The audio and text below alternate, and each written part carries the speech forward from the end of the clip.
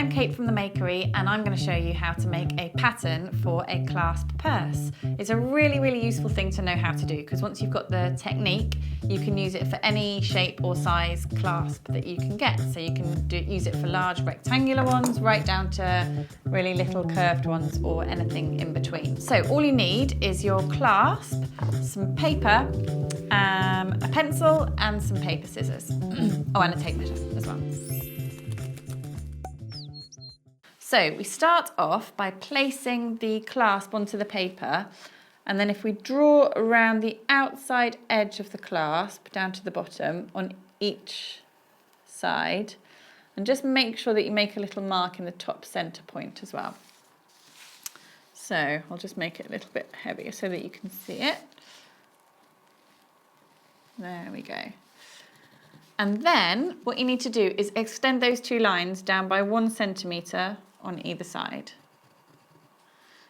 And then what you need to do is do another 1 centimetre line on each of those two sides, but going out perpendicular to the lines that you've just done.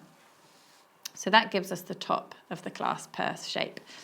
Then you need to decide what sort of shape you'd like the bottom pouch bit to be. So that might be quite big if you've got like a clutch bag, or say you're making a glasses case, you might want it to be quite long and thin. So it's totally up to you. I'm just going to have this as a normal purse, so I'm going to kind of go round like that. The next thing that we need to do is just cut out half of that shape. So roughly half is about there. So once you've cut that out halfway around, at that centre point at the top, we want to make a fold and fold over the whole shape until those two little perpendicular bits sit on top of each other. And by doing that, it means that you can just trace around that bottom shape of the pursey bit on the other side, and then it means that it'll be perfectly symmetrical. So then if you continue to cut all the way around,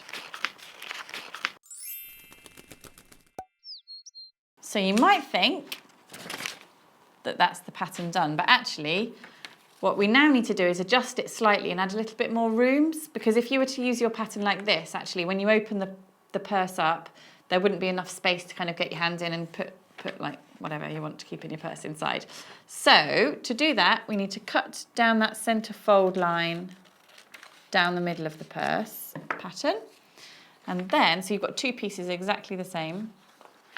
Take another piece of paper and lay them together on top of that other piece of paper, but we need to splay the pattern pieces out so that the top 2 points are still touching each other, but that there's around about 3 centimetres of space in between the two bottom pieces.